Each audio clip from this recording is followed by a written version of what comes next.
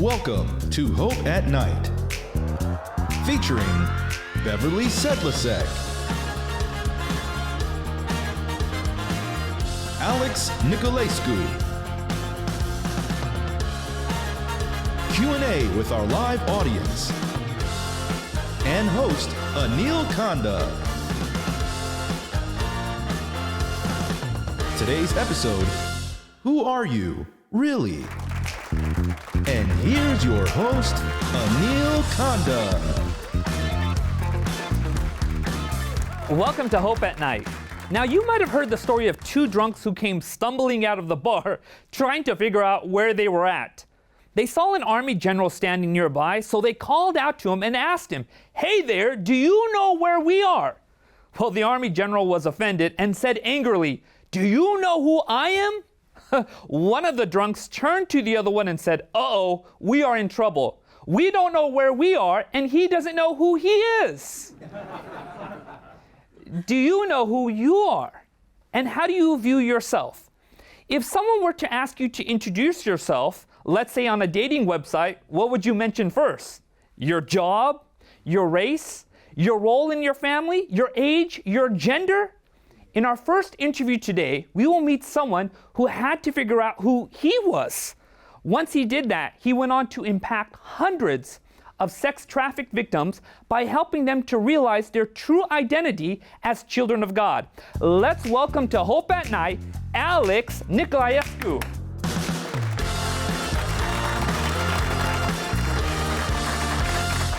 Alex, we are discussing the topic of identity. Was that ever an issue for you growing up? For the longest time, even until recently. Could you tell us a little bit about your journey and your struggle to understand identity? Well, I think like many people, a lot of them grow up in a family that's a bit of a mixed bag. And I don't want to say tons of negative things, but I had obviously things that were real challenges in growing up. And, my parents had just escaped communism, came to the United States, working really hard, so they weren't always present in a number of things, went through a lot of difficult situations, and, they came home frustrated and things of that nature, so they didn't always respond in the ways that they should have. But I got a lot of negative feedback as a kid. I was told that, I was useless, that I was embarrassment to the family, that I wasn't going to make anything. And as a young child, when you want to kind of feel that your family wants you and that you belong, it was kind of a bit of a missing emotion where that wasn't the case. And so for the longest time, I was just, well, where do I belong, and where do I go from here? So now, what eventually changed for you? When did you begin to realize who you truly were? I think the first thing that I wanted to do is I knew that I didn't want to be without some level of identity, and I wanted to figure that out. So for me, it was a bit of a journey, and I started by doing things that I thought were different than the way that I had seen people do things. So I said, well, you know what? I don't want to hurt people, I want to help people. So I started to pursue helping people in various ways, and was hoping that through that process I'd figure out who I was and what I could do. Now, you eventually got involved in the anti-sex trafficking, you can say, ministry. How did that come about? Well, I was living in Kenya at the time, and a friend of mine who I was living there with, we were building a school for girls that were escaping from female genital mutilation, which happens amongst some of the more traditional tribes of Kenya and East Africa. And at one point in time, he said, listen, let's take a break. Let's go to Sudan and let's build a house for a pastor that's taking care of a school there. And, he sounded like a really cool guy, very deserving of this house. So we went, we packed up, put a bunch of construction stuff in the back of a pickup truck, drove all the way to Sudan, took 5 days. That in itself was a story how we even got there. But we're there doing construction for this guy, and there's always like kids playing around because he's taking care of a school. So I noticed that there's not a lot of men, but there's a lot of kids, a lot of women. And there's this one girl who's always acting very odd. So she's fine when she's playing with the girls, but they're playing tag or something else. And when the boys start chasing her, she starts throwing fits. She starts picking up rocks and sticks and throwing them at them. I'm like, okay, what's up with her? She's kind of crazy. And one day I didn't see her there with the other kids. And so I asked one of the locals, I said, so where's Crazy Girl? And he said, well, she's with her husband. And she was 8 years old. 8 years old. 8 years old. And I looked at him and I said, dude, that's a stupid joke. He said, I'm not joking. I said, well, what do you mean? And he said, you notice there's not a lot of guys here. A lot of them have abandoned their families. They went to other cities where they can find opportunity. Some of them send money back. Some of them come and visit, maybe once every 6 months or a year, but most of them have never come back. Her father never came back. So her mother sold her to one of the last remaining men in the village, and when he wants, he just basically takes her home. And I'm not going to explain the details, but the following day she doesn't come to play. And you can only guess why. I wanted to kill the guy. Like, I felt such a rush of anger and frustration that I had no idea what I was going to do at that time. And so I'm like, okay, we're in Sudan. I can't exactly, you know, what options do I have? Take her across the border? No, that's not working. Kill the guy? Yeah, that's obviously not a solution either. Beat him up? Okay, I'll feel better for a little while. Like, so I just kind of go through all of these things and nothing works out. And so, you know, I felt a little hopeless, but I said, you know what? At the end of the day, I get to go home and she doesn't. Mm-hmm. The real one who doesn't have hope is her, not me. But I still felt powerless and it was frustrating. And so when I came back to the States, I said, you know what? I don't want that to happen again. So I started doing my research. I went to different conferences, books, documentaries, getting involved, like just everything that I could touch, I got my hands on. And I realized, you know what, this isn't a problem of Sudan or some third world country, this is everywhere. And it just takes different forms. And so that was kind of what got me started into all of that. And then, so you got back to the US, and how did ministry change for you there? Well, up until that point, I just kind of was doing mission trips and going out, and for me, it was as much of an adventure as anything else. But then I realized, you know what? I'm having too much fun. And there's some really serious stuff that needs to happen. There's nothing wrong with going and enjoying helping people, but I said, you know what? There's some really terrible stuff going on in the world. And most people don't want to hear about it. And if they hear about it, there's not much they can do about it. So I'm going to do what I can about it. So I decided, you know what? I'm either going to do this or I'm going to ignore it. And I knew that if I ignored it, it would turn something in me off. Mm. And that would destroy my initial plan of trying to find out who I was, because I would be shutting off a part of me that God was obviously revealing to me that needed to be tended to. And that was this desire to do something for somebody that didn't have power. Okay, so you began working with prostitutes in the United States. Could you explain that, elaborate a little bit more? So one of the conferences that I went to, we went to a conference and they were screening a documentary, and we met a guy, and I'm from Atlanta, he was from Atlanta, and we just connected. And he's like, yeah, you know, he was a lawyer, and he felt that he needed to do a 24-hour call center for victims of trafficking. And so we met him, and we went, once we got back to Atlanta, you know, we got together about 10 or 12 people, and he said, listen, I'm going to bring a former pimp trafficker. He's going to tell us about some of these things, you know, how to deal with some prostitutes. You know, he became a Christian, he converted, now he does this ministry. I'm going to bring him in, I'm going to bring in some other people, and we're just going to listen to them, and they're going to tell us everything that they know. And we're going to learn how to reach out to them, and we're going to find out ways of getting our number, you know, passed out to them directly without the pimps knowing, in truck stops and whatever place we can. We're going to get that number out. And at one point, we were given by Mary Kay like 10,000 lipsticks, and we printed fake barcodes, and we put the phone number on the barcodes, and we handed it to them as gifts, so they'd be like, hey, listen, if you're ever in trouble, that number at the bottom of the barcode, that's our phone number. So we were just trying to disseminate this phone number, and we trained in answering the phone. So the girls would answer the phones, and the guys, we'd be ready 24 hours a day to go pick the girl up, go, the both of us, to wherever this person needed help, and pick them up any time of the day and take them to a recovery home. We'll take them to a transition home first, where we could figure out what recovery home would be best suited for their particular situation, and then help them through the 9-month-long process, find funds for them to go through that, and then reintegrate them into society. So we did that for years. Alex, you know, there's been a lot of interest in the anti-sex trafficking work with this movie, The Sound of Freedom, that a lot of people have been watching. There's a lot of danger and risk. Did you encounter a lot of risk, a lot of danger in this whole process? Yes and no. I think in most cases, when you're talking about low-level sex trafficking, kind of like your small-town pimps or things of that nature, they don't want trouble. And so most of the time, they'll avoid it because they don't want issues with the cops. They don't want, to get involved. And so they know that they most likely have a strong enough grasp over that person that they're going to come back because they've done it before. They've got her high on drugs, dropped her off in front of the hospital, went to the emergency room. They threw her out a few days later, and he's there to pick her up. He says, you do this, you run away from me again, this is going to happen again. And so they have a psychological stranglehold over their mind so that they know that, yeah, you're going to try a new life, but you're going to find out you don't know how to live a new life. You're going to come back to the old life.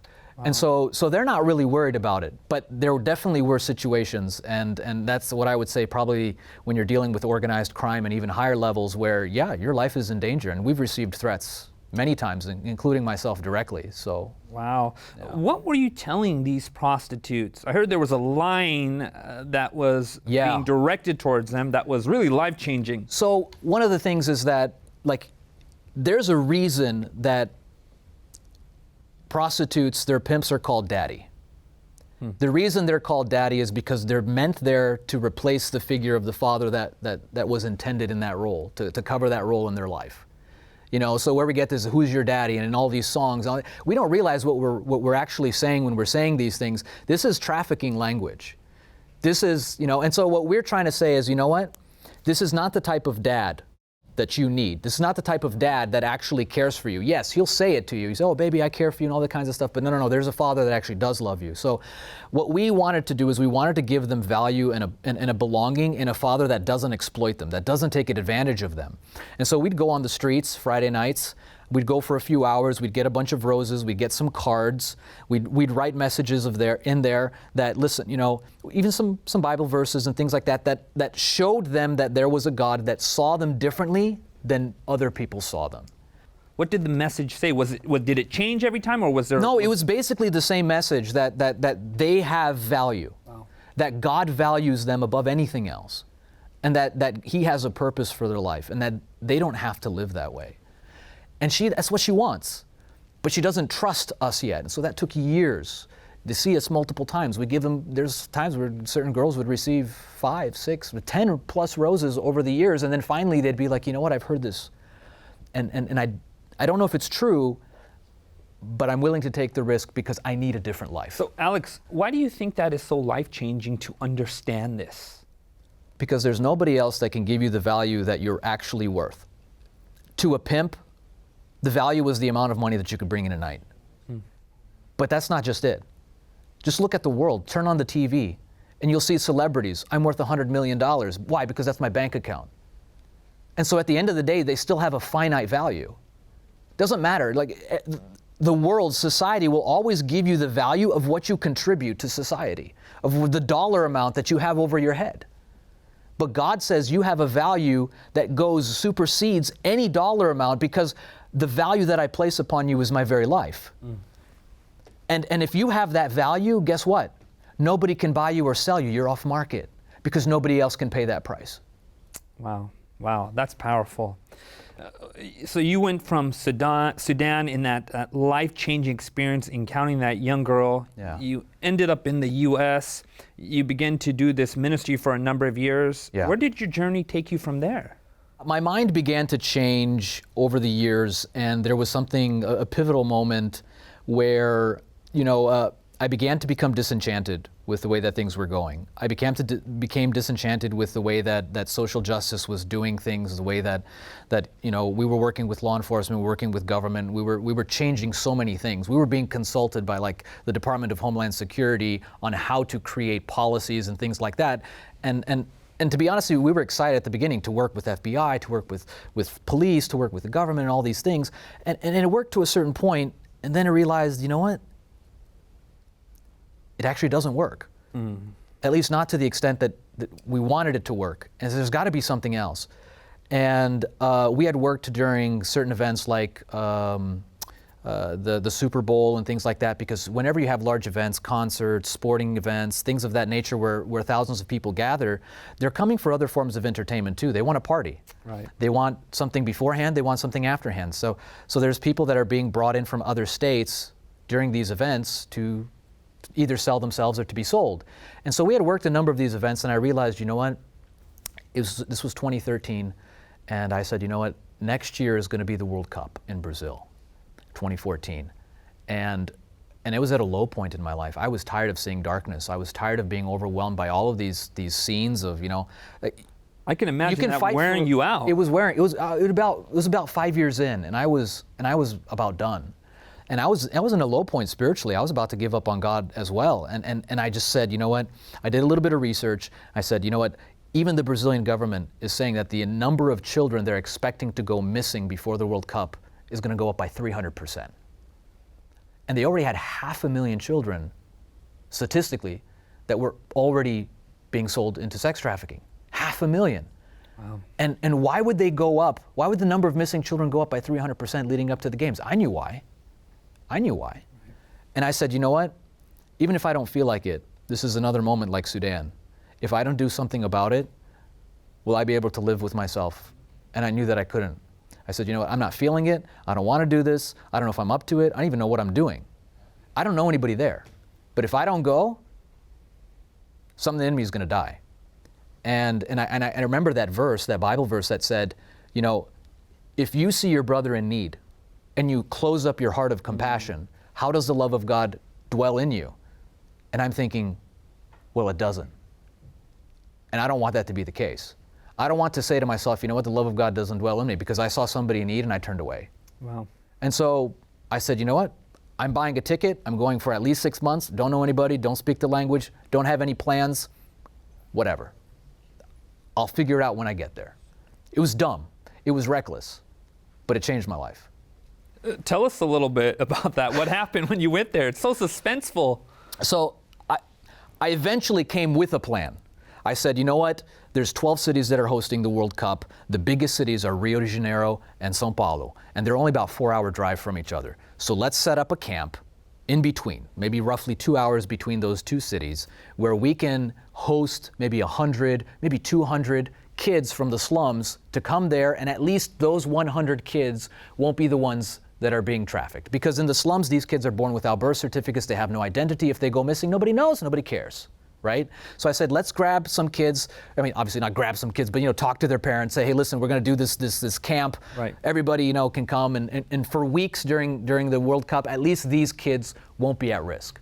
Right. And so I made They'll be in a safe place. They'll be in a safe place, right? And so I made some connections, and I talked to some people that already had organizations in Brazil. And I'm there for about a month, and then, like, everybody stops responding just out of nowhere. No more emails, no more phone calls, and like it's dead silent for like 2 weeks. And I'm sitting there like, okay, well, why did I come here? I've been here for like a month and a half and I'm not doing anything. I haven't accomplished anything. And out of frustration, I just say, you know what, forget this. So I start walking around and I see this lady who looks depressed, and I'm like, oh man, I'm depressed. What am I gonna do for her? But I felt like I needed to do something for her. Well, I don't speak Portuguese. I don't got no words of comfort to say, and what does one depressed person say to another depressed person? So you know, I'll pray for her. And that's not me, man. I'm not like a praying person. I'm a doer. Like, let me build something, let me cook for somebody, let me serve in some way, because I'm a dude, right? I want to see something that I can do with my hands. But I said, you know what? There's nothing that I can do with my hands. All I can do is pray for her. So I prayed for her. I walk a little bit, I see another dude. He looks depressed. I'm like, this must be International Depressed Day. So I'm like, all right, so I pray for that guy. And I walk through a shady part of town. Because I'd spent so much time in counter trafficking, I kind of knew what to look for around the cities. And before I knew it, I spent 5 hours walking through these like shady parts of town, praying for people, observing things, looking at stuff. And I said, you know what? God, I think I get it. You want me to do something where I'm not dependent on anybody else. You want me to be dependent on you. I'll do it. I'll go to each of the 12 cities that are hosting the World Cup, and I'm going to walk on every single street, through every single slum, and I'm just going to pay attention.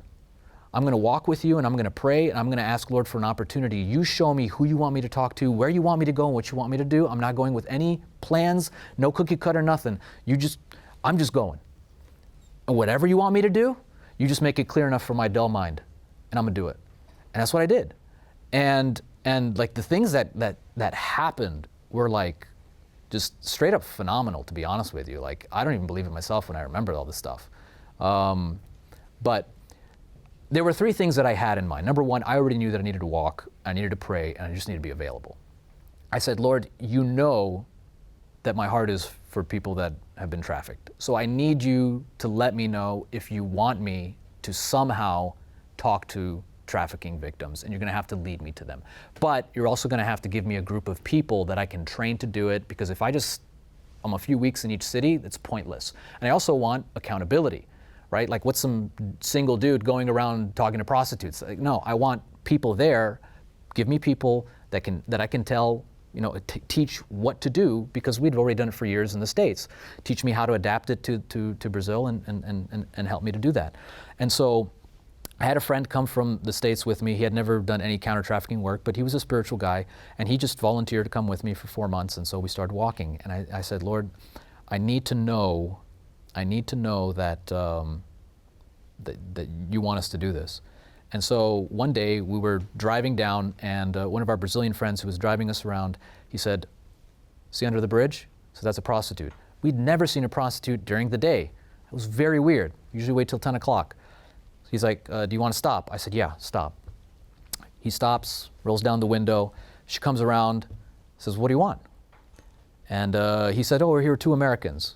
And he's like, she's like, oh, they want a program, which is basically sex. And he's like, no, they're missionaries. They're here to pray for you. She's like, what? He's like, yeah.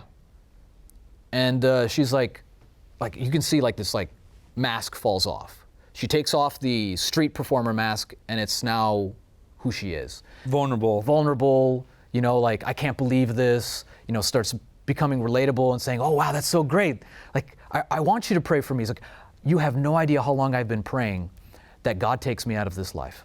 Wow. He says, I've been studying the Bible, and I want to get baptized, but I don't want the church members to know what it is that I do, because I'm afraid they won't accept me. And I've been praying every single day that God would send me somebody who can take me off the streets, because I want to be His. Wow.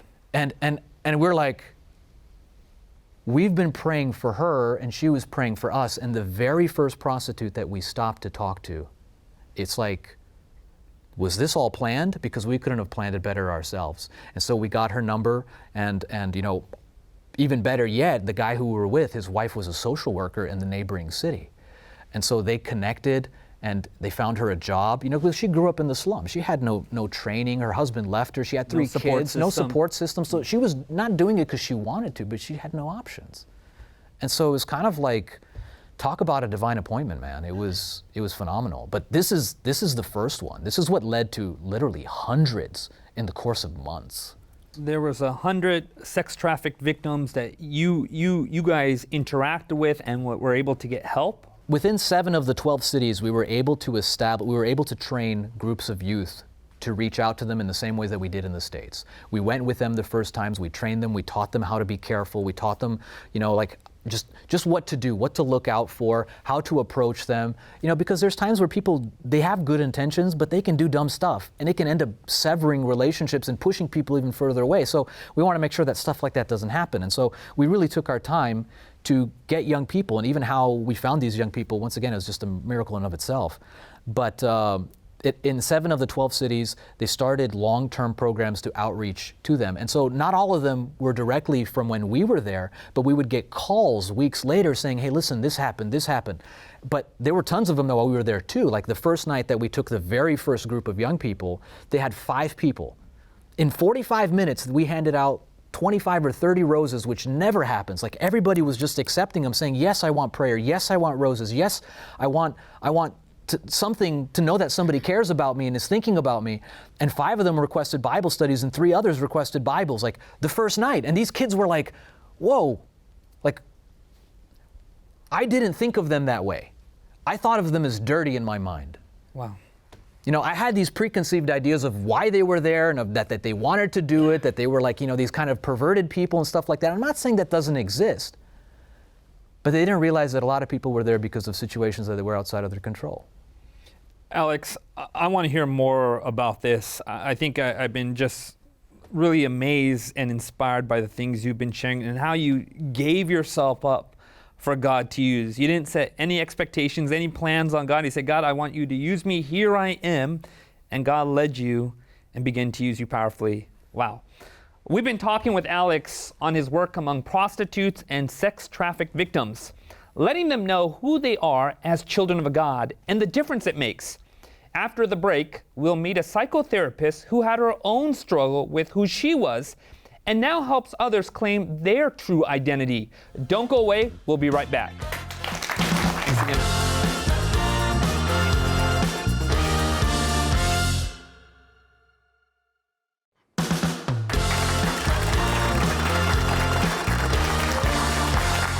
Welcome back to Hope at Night. We've been talking with Alex on his work in helping prostitutes and sex traffic victims claim their true identity as children of God and the difference it makes. Next, we're going to meet a psychotherapist who had her own struggle with her identity and how that affects her work today. Please join me in welcoming to Hope at Night Dr. Beverly Sedlacek. Beverly, glad you're here. Thank you. Thanks so much for joining us. I'm delighted to be here. Dr. Beverly, tell us what it was like growing up. Well, I grew up in a dysfunctional household. When I was 3, I was molested by an uncle. And when I was 13, I was told that there's a chance in a million you can get pregnant the first time you have sex. And so I am the odds-on favorite, and that's what happened. We had a child, Eric, at 14. Wow. Yes. I became a nurse, interestingly enough, because my mom left me at the hospital by myself. I was in labor 20 hours and had Eric all by myself, and there was a nurse. Back in the day, nurses only worked 8 hours, and the nurse came in on first shift and stayed with me throughout my labor. I had Eric in the evening, and so I was just so enamored with her care for me that I became a nurse. In reflecting back on that time, the Lord made it clear that I asked him, where are you? Where were you in those experiences that I had? And he showed me that he was using the nurse to minister to me. I went on to get a master's in psych nursing, and I was just, I wanted to be a counselor to help other people. Dr. Beverly, when you're looking back on your own experience, do you remember that moment or that time you began to realize your true identity, when you realized, I am a child of God? It's a journey. It becomes a developing awareness. It's a process. I have been married for 15 years. My husband told me every day, you're beautiful, you're hot, I love you, you're all that. I heard him, yep, that's right, I hear you, but it was only here. It wasn't in my heart. I didn't hear it in my heart. And I can tell you where I was when it went from here to here. And he really loves me. I really love scripture. I like to study. I don't want anybody to, say, hey, this is what you have to believe. You tell me you tell me okay, this is what I believe, and this is some principles in the Bible. And then I began my own personal study. And I love Isaiah 40 through 45, and nestled right in the middle was the text that says, since you're precious in my sight. And I would read right over that text because no one had ever called me precious. And when I began thinking about that and hearing David calling me precious and really chewing over, okay, what does it mean to be precious? And then it just became a developing awareness that I am somebody. You begin to receive these just beautiful affirmations from God, from your husband. Correct. Until it became something you received and accepted. Correct. Dr. Beverly, how does trauma affect our identity? Oh, that's an excellent question, and one that, so trauma, it shatters our lens in which we view life and which we view a future. And so with that shattered lens, I cannot imagine anything other than what I've already experienced. And if by chance there is something that comes my way that is good, it's a fluke. And so trauma affects my ability to trust, and not only trust people I see, but it also impacts my ability to trust God. Wow. And so as I was listening to you talk, I was thinking, yeah, I mean, so you say God says you're something special. Okay, what does that mean? And hearing it over and over and over again, it has to be reinforced over and over and over again. Dr. Beverly, could you elaborate a little bit more on what exactly is generational trauma? I am reading a great book called It Didn't Start With You. And I recently had an experience where my grandson, my son who I had out of wedlock, his son was in distress. And he lives in Atlanta, and I was in Atlanta on my way to do a conference, and I felt so bad, felt hopeless and discouraged. I couldn't reach him, number one, and number two, I felt like it was my fault. I also felt like global warming is my fault. You know, what trauma does, again, it hinders my ability to see anything and, you know, to see life differently. And as I was processing this experience, I thought, man, if I hadn't messed up Eric, then he wouldn't have messed up his son.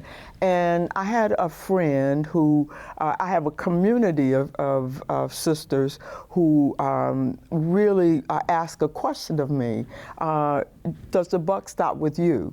And I said, of course. And what about that book you're reading? And I realized that Eric and I had the same mom, right? So we're 14 years apart. And Mom watched Eric while I was in school and in college. And, you know, what about her?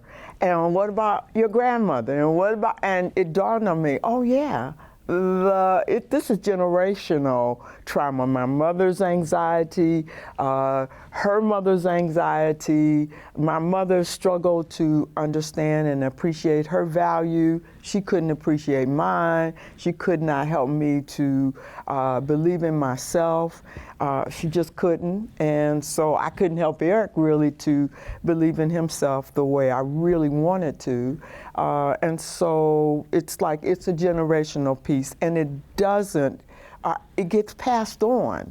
It's not something, it's not like you, how can I say it? It's not, kids experience life.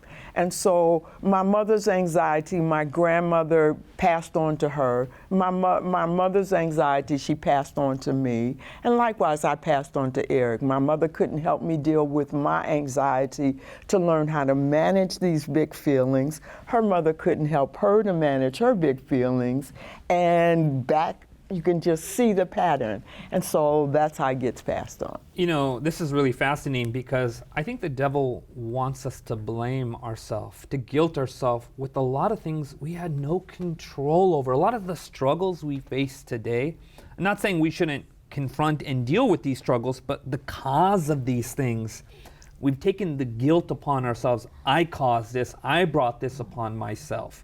A lot of people do that. Yes, and I would even suggest, so part of my work of healing is that understanding that my mother, I use this analogy, life is about making sandwiches.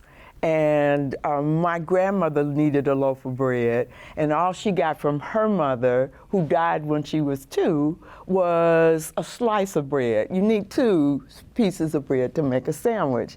And all she could pass on to my mother was the crust. And all my mother could pass on to me was the crumbs from the crust. But the good news of the gospel is I'm not stuck here, because Jesus, who was born in Bethlehem, and that means house of bread. Right. He's got the bakery in his bosom, and he wants to give me what I need. And so I'm not stuck here. Praise his name. I'm not stuck here. Right. He has what I need. I love this, and I love where this is going. And Alex, feel free to chime in as well on this. When you're reading the Bible and you're learning these things, it breaks this curse of generational trauma. It begins to give us our true identity. How does the Bible speak to who we are called to be? Yeah. Again, if you only had the first 3 chapters of Genesis, that's all you need. You could preach the gospel, you could preach everything right from the first 3 chapters of Genesis. They came forth. Now, I don't know if people have, really meditated and thought about it, but the first face that Adam saw was God. Yeah. The first face Eve saw was God. That's right. And he took her to Adam. Yeah. Right? And so my identity is wrapped up in who he says I am. And the job of a parent was to take my hand and take God's hand and connect us together and help me to know who I am. But if my parent doesn't know, they can't teach me. Right, right. That's beautiful. Alex? Yeah, one of the things, I'm a rational person. And so even when I approached the Bible, I reasoned with God. And I was reading through Exodus chapter 34, where God is giving Moses a description of himself. Moses is like, I want to know who you are. And so God says, I can't show you my face, but I'm going to tell you about me. And so he says all these wonderful things about himself, like merciful and gracious and slow to anger and loving and all of these faithfulness. And then he goes to this part where it says, but by no means forgiving the guilty, visiting the iniquity of the fathers on the 3rd and 4th generation. And I'm like, ugh, why'd you put that part in, right? But I realized that there was something very true about it. It wasn't that God was blaming me for what my parents had done. Right. It's that he knew a very real truth, and that is that I'm going to repeat the same mistakes that my parents had done. And so even in my desire to not repeat certain mistakes, saying I'm not going to be like that, I still was. Absolutely. And God revealed to me that listen, you're going to do it whether you want to or not, because what you behold, you become. That's right. You see something enough, even if you don't like it, you're going to become like it. That's and so my thought was okay, so how do I break the cycle? I need another father. Yeah. I need a father who doesn't have these same trauma cycles. Correct. I need a father who doesn't hurt people. I need a father who says the right things, Correct. who cares for me in the right way, and doesn't have all of the baggage that my family got, from all the generations before that. And I said, okay, that's the first step. I need another father. Now, how does that happen? Wow, it's amazing. When you look at God for who he is, you begin to see yourself for who you truly are. Oh, yes. Wow, this is a fascinating discussion. I know we're just scratching the surface, but right now it's time to go to a break. But when we come back, we'll get to hear some questions from our live audience for our guest tonight. So don't go away.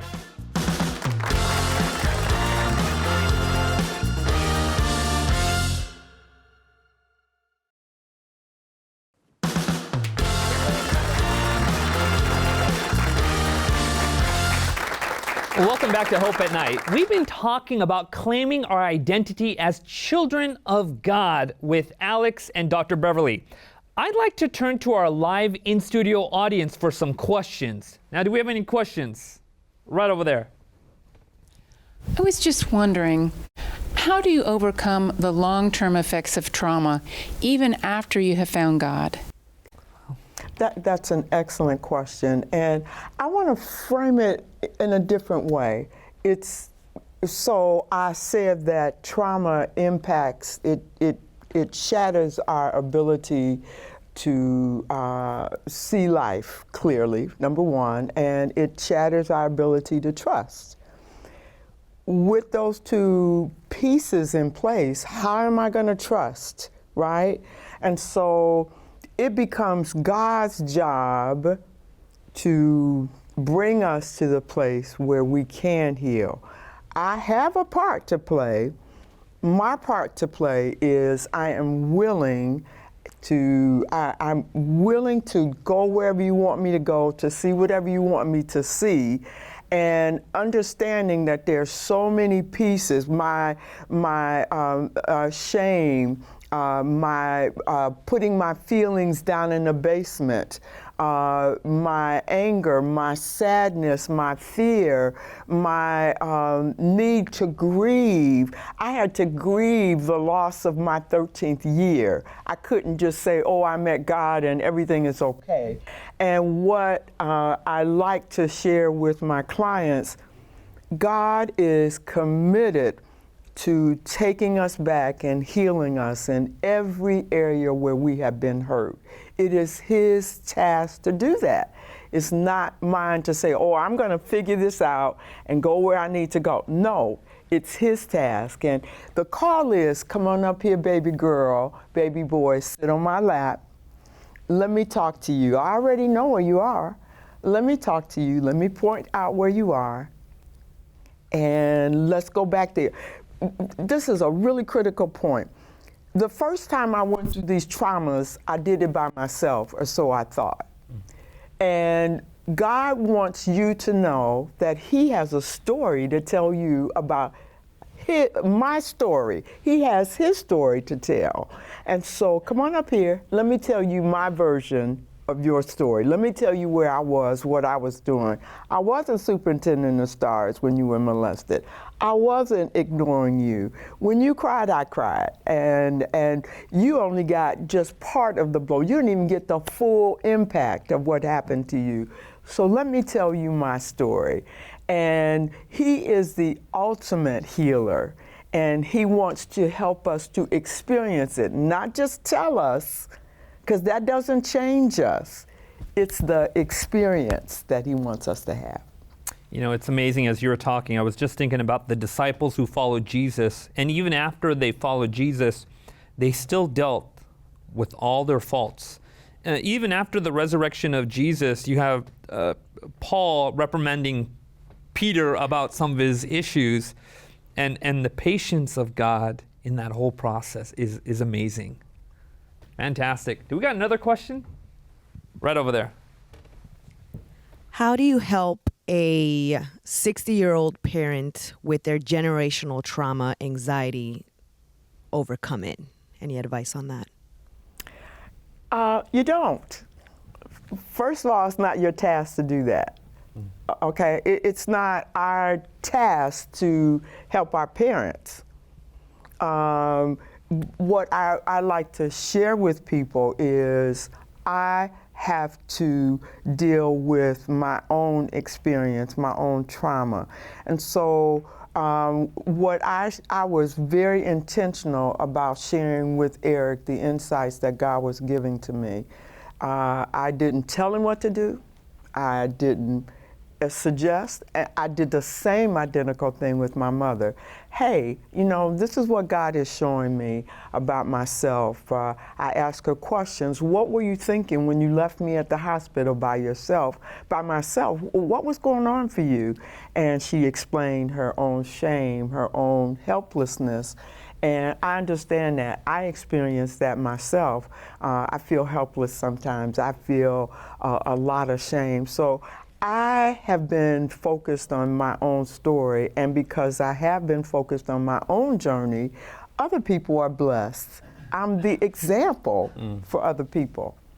Wow, you know, as it's amazing because, you know, when you recognize your parents are the product of the cycles that were brought upon them from their parents, you become a little bit more gracious. It doesn't mean you're excusing the behavior, but you do become more understanding. Man, this is why my parents are the way they are.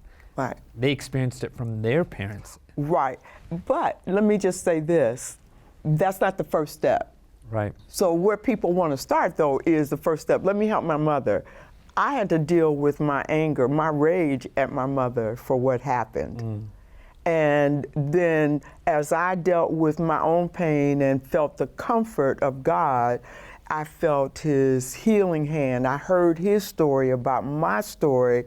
And then I needed to move to forgiveness. And then I could see her for who she is. Wow. And so that's the process. People want to say, oh, I see my mother. I understand why she did what she did. No, I need to deal with my own feelings about it first.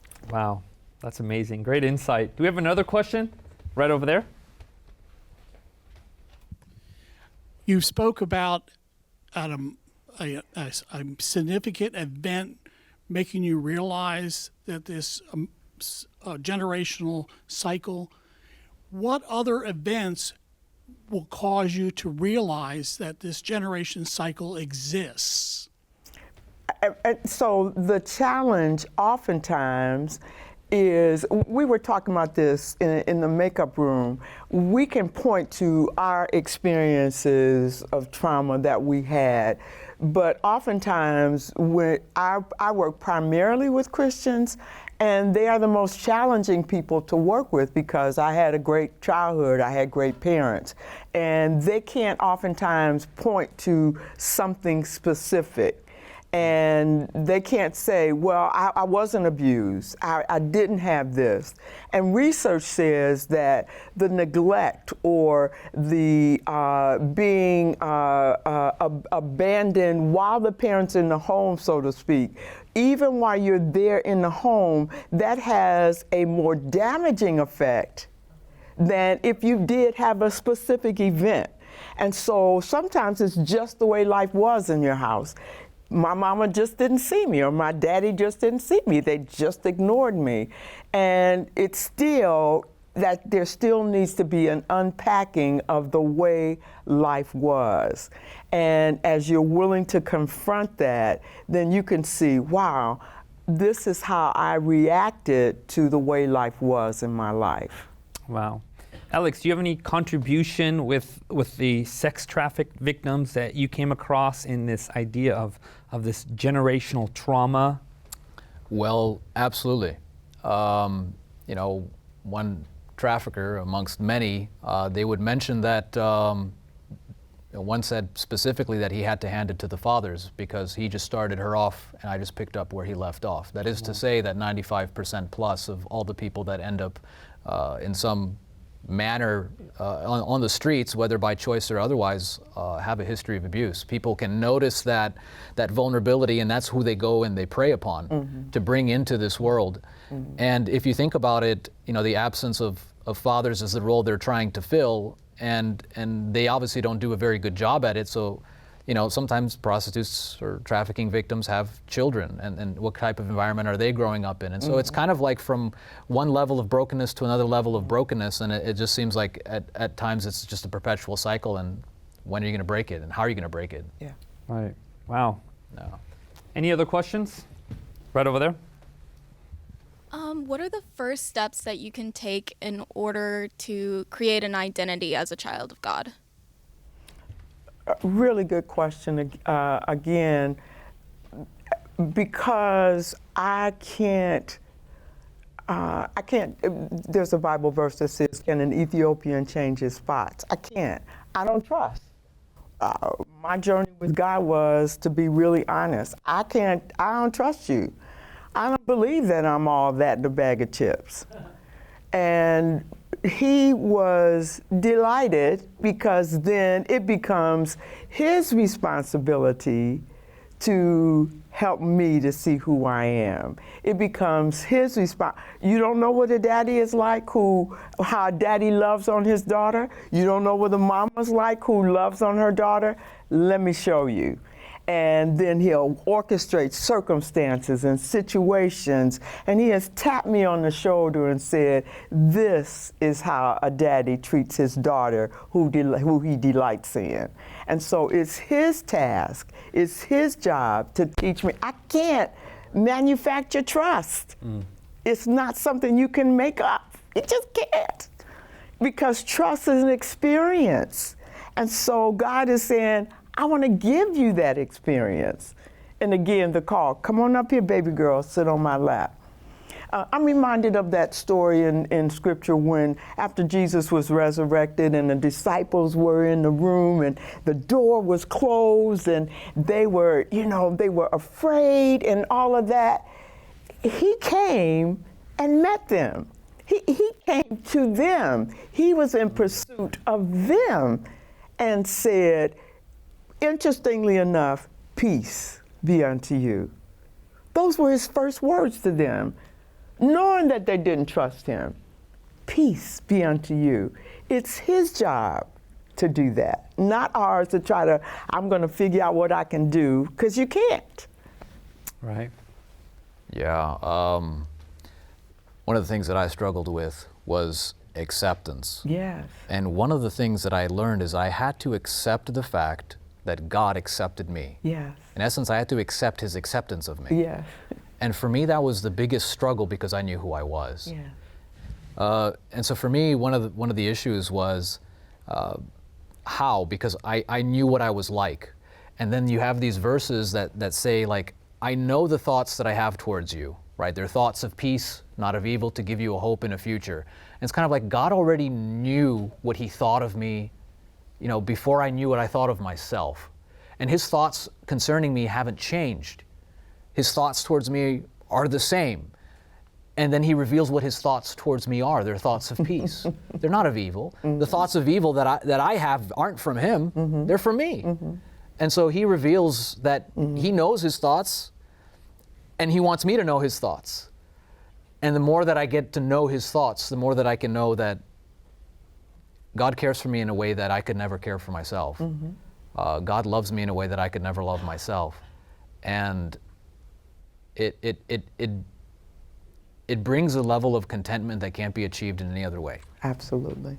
Yeah, in the Gospels, when Jesus hears God the Father telling him, "You are my beloved Son," the next few moments show the devil tempting Jesus and saying, "Are you really God's Son?" He understands that if he can get Jesus to doubt this identity, this affirmation from God, he can compromise the ministry and the mission and the life purpose of Jesus. Yeah. Like Dr. Beverly, you pointed out that when we don't understand this, it impacts life on all facets, right? Yeah. And then, you know, Dr. Beverly also mentioned that you could find the whole gospel and basically the source of all of our ills and even the resolution of it in the first 3 chapters of Genesis. You look at the tree of the knowledge of good and evil, and the very first thing that Satan says to Eve is, did God really say? Getting you to question God's own thoughts and words concerning you, but then also challenging your identity, saying, you shall be like God, when she already was. He was trying to sell her something that she already was, to get her to disbelieve who she was. And I think that oftentimes that's still the case. We're being fooled into thinking that we're not who God really says that we are. And let me show you how that goes to church. And you said something so profound as you were talking. The idea that, so I am wretched and I'm like a worm and I know I'm no good and I'm so grateful that God loves me, right? We say that. And then again, we overlay that with our own view of ourselves and God, and so I'm gonna change, I'm gonna do something so God can love me more. And so all I have to do is change and then he'll love me more. No, I love you just where you are. You know, I mean, you messed up, I know that. I'm not, again, back to Genesis, God was not put off by the chaos in Genesis 1. He was not put off by nothingness of Genesis 1. He came and spoke peace to it. And that's what he wants to do to us. Wow, this has been beautiful. I've really appreciated this discussion. I think what we're talking about here is pivotal, not for just people in the church, but people everywhere to recognize the beautiful identity that God gives. You know, whether we've experienced trauma from our family, whether we've experienced trauma from incidents or situations that happen to us, cycles that we're a part of, there's hope. There's hope with God. Yes. And the answer may not come, or the resolution may not come in one moment, but it may be a process in which God walks with us. Absolutely. Alex, Dr. Beverly, this has been fantastic. How we perceive ourselves is at the core of who we are, how we treat ourselves, and how we treat others. If you know you are a child of God, a prince and princess of the King of the universe, it will change every aspect of your life and how you interact with those around you. Do you believe you are a child of the King? Or is it a struggle to take that as true? share your thoughts with us on Facebook at Hope at Night. And also, you can check out our website at hopetv.org/hope at night to view any of our past episodes. And for more information, thanks again for joining us. I'm Anil Kanda, a child of God, and this is Hope at Night.